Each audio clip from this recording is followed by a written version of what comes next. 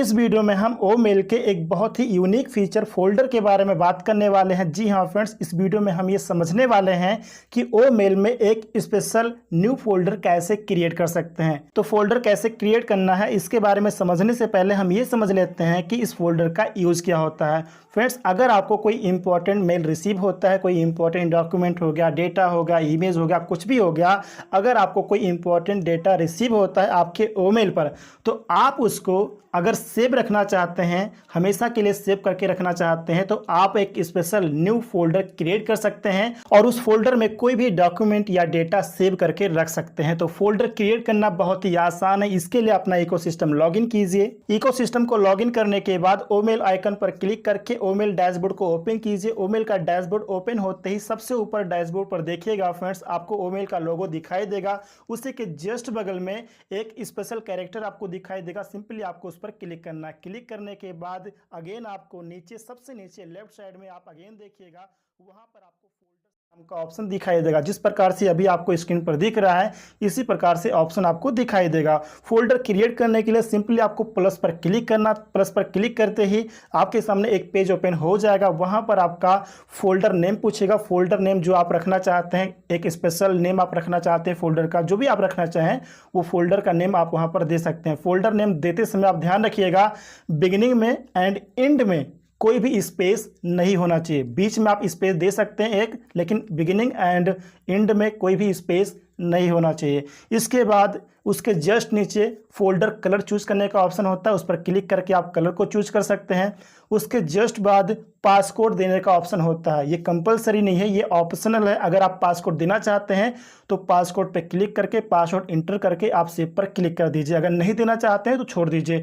For example आपको passcode नहीं देना है तो सेव पर क्लिक कर दीजिए। सेव पर क्लिक करते ही आपका फोल्डर क्रिएट हो जाएगा फ्रेंड्स। अगर आप पासकोड देना चाहते हैं तो पासकोड क्रिएट करने के लिए लेफ्ट साइड में एक छोटा सा चेक बॉक्स आपको दिखाई देगा। सिंपली आपको उस पर क्लिक करना है। क्लिक करने के बाद पासकोड के जस्ट राइट साइड में एक बड़ा बॉक्स दिखाई देगा, उस पर आपको क्लिक करना है। और पासकोड क्रिएट करने के लिए 2 पॉइंट का ध्यान रखिए। पहला पॉइंट ये है कि वहां पर केवल नंबरिंग की ही एक्सेप्ट करता है। नंबरिंग की क्या होता है, 0 से लेकर 9 तक। दूसरी बात आप ध्यान रखिए, केवल 4 डिजिट ही एक्सेप्ट करेगा, यानी कि 1 से लेकर 4 तक, 1 2 3 4, केवल 4 डिजिट ही वहां पर एक्सेप्ट करेगा।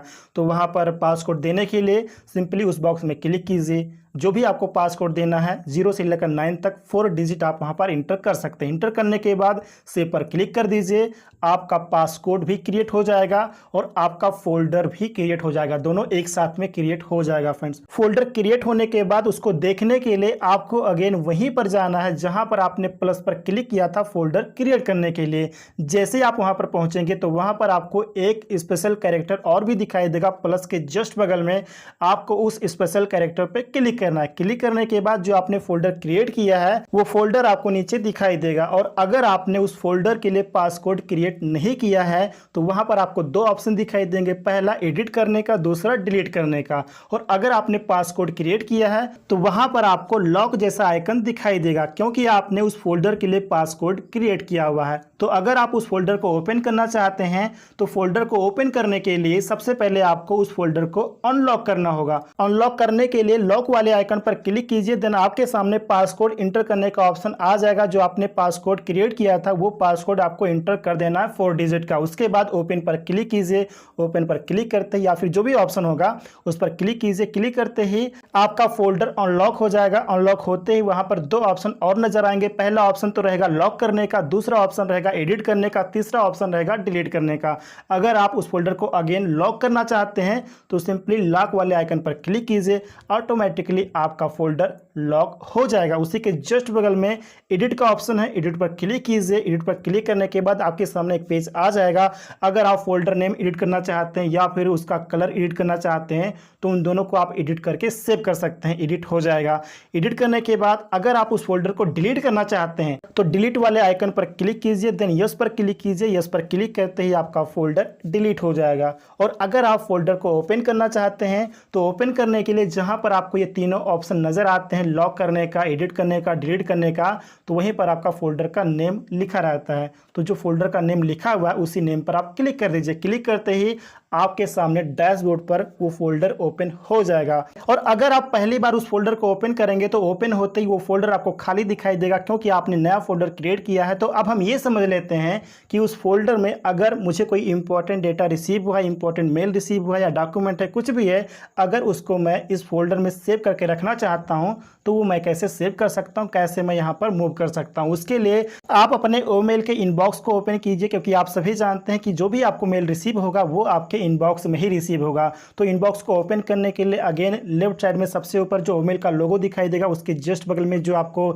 स्पेशल कैरेक्टर दिखाई देगा उस पर क्लिक कीजिए। उसी के जस्ट नीचे आपको इनबॉक्स का आइकन दिख जाएगा, इनबॉक्स पे क्लिक कीजिए। जितने भी आपको मेल रिसीव होंगे वो वहां पर दिखाई देंगे। तो जिस मेल को, जिस डॉक्यूमेंट को आप अपने इस फोल्डर में सेव करके रखना चाहते हैं उस मेल को आप ओपन कर लीजिए। यानी कि जिस मेल में आपको इंपॉर्टेंट डेटा रिसीव हुआ है, जिसको आप सेव करके रखना चाहते हैं, उसको ओपन कर लीजिए। वो मेल ओपन होते ही आपके सामने कुछ ऑप्शन आएंगे, उसमें से एक ऑप्शन रहेगा 3 डॉट का। आपको 3 डॉट पर क्लिक करना है। 3 डॉट पर क्लिक करने से कुछ ऑप्शन और भी आपके सामने आएंगे, उसमें से लास्ट ऑप्शन रहेगा कॉपी एंड मूव। आपको उस पर क्लिक कर देना। क्लिक करते ही आपके सामने एक नया पेज ओपन हो जाएगा। वहां पर सबसे ऊपर फोल्डर क्रिएट करने का ऑप्शन होगा। अगर आपने फोल्डर नहीं क्रिएट किया है तो आप वहां पर भी क्लिक करके नया फोल्डर क्रिएट कर सकते हैं। और नीचे आपको वो फोल्डर दिखाई देगा जिस फोल्डर को आपने क्रिएट किया है। तो अगर आप उस फोल्डर में उस डॉक्यूमेंट को मूव करना चाहते हैं, सेव करके रखना चाहते हैं, तो उस फोल्डर पर सिंपली आप क्लिक कर दीजिए, मीन्स टच कर दीजिए। टच करने के बाद आप कॉपी पर क्लिक कीजिए। कॉपी पर अगर आप क्लिक करते हैं तो भी आपका ये इंपॉर्टेंट मेल इस फोल्डर में कॉपी होके आ जाएगा। और अगर आप मूव पर क्लिक करते हैं तो भी आपका वो इंपॉर्टेंट मेल उस फोल्डर में ऑटोमेटिक मूव हो जाएगा। और अगर आप ये देखना चाहते हैं कि जिस मेल को आपने कॉपी किया है वो मेल इस फोल्डर में आया है कि नहीं आया है, तो उसको देखने के लिए सिंपली आप उस फोल्डर को ओपन कर लीजिए। ओपन कैसे करना है उस फोल्डर को आप सभी जानते हैं। अगेन आप फोल्डर के पास आइए जहां से आपने फोल्डर क्रिएट किया था, उसके बगल में जो स्पेशल कैरेक्टर उस पर क्लिक कीजिए। क्लिक करते ही आपके सामने फोल्डर का नेम दिखाई देगा, फोल्डर पर क्लिक कीजिए। फोल्डर आपके सामने ओपन हो जाएगा। आपने जो मेल यहाँ पर कॉपी किया था, जो मूव किया था, वो आपके सामने दिखाई देगा। उस पर क्लिक करके ओपन कर सकते हो। ओपन करके आप सब कुछ देख सकते हैं। तो इस प्रकार से किसी भी इंपॉर्टेंट मेल, डेटा, डॉक्यूमेंट को कॉपी करके एक स्पेशल फोल्डर में सेव करके रख सकते हैं। और लास्ट में एक इंपॉर्टेंट पॉइंट आपको और भी बता दो फ्रेंड्स कि अगर आपने फोल्डर के लिए पासकोड क्रिएट किया हुआ है और अगर आप उस पासकोड को रीसेट करना चाहते हैं तो रीसेट करने के लिए आपको ओमेल के सेटिंग में जाना होगा। सेटिंग में जाने के लिए सबसे ऊपर लेफ्ट साइड में जो ओमेल का लोगो है उसके बगल में जो स्पेशल कैरेक्टर उस पर क्लिक कीजिए। क्लिक करते ही नीचे आपको उसी के जस्ट नीचे सेटिंग का आइकन दिखाई देगा, उस पर क्लिक कीजिए। उस पर क्लिक करने के बाद सेटिंग का पूरा पेज आपके सामने ओपन हो जाएगा। उस पेज पर आपको कुछ ऑप्शंस नजर आएंगे, उसमें से एक ऑप्शन रहेगा फोल्डर लॉक रीसेट। उस पर आपको क्लिक करना है। क्लिक करते ही एक पेज आपके सामने और भी आ जाएगा, वहां पर रीसेट पासवर्ड का ऑप्शन होगा, उस पर आपको क्लिक करना है। क्लिक करते ही एक बॉक्स आपके सामने ऊपर आ जाएगा, उसमें आपको जो पासकोड देना है, नया पासकोड जो भी आपको क्रिएट करना है 4 डिजिट का, तो 4 डिजिट आप वहां पर नया पासकोड इंटर कर दीजिए। इंटर करने के बाद अपडेट पासकोड पे क्लिक कर दीजिए। क्लिक करते ही उस फोल्डर के लिए नया पासकोड क्रिएट हो जाएगा। और अगर आप उस फोल्डर का पासवर्ड भूल जाते हैं तो भूलने के बाद भी ये ऑप्शन आपके लिए बहुत ही काम आएगा कि आप यहां पर पासकोड को रीसेट करके न्यू पासवर्ड क्रिएट कर सकते हैं। तो इस प्रकार से फ्रेंड्स आप बहुत ही आसानी से ओमेल में फोल्डर ऑप्शन को, फोल्डर फीचर को बहुत ही आसानी से यूज कर सकते हैं। उम्मीद करता हूं कि ये पॉइंट आप सभी को काफ़ी अच्छे से समझ में आ गया होगा एंड ये वीडियो भी आपके लिए काफ़ी ज़्यादा इन्फॉर्मेटिव रहा होगा। वीडियो इन्फॉर्मेटिव रहा तो वीडियो को लाइक, शेयर एंड चैनल को सब्सक्राइब जरूर कर लीजिएगा।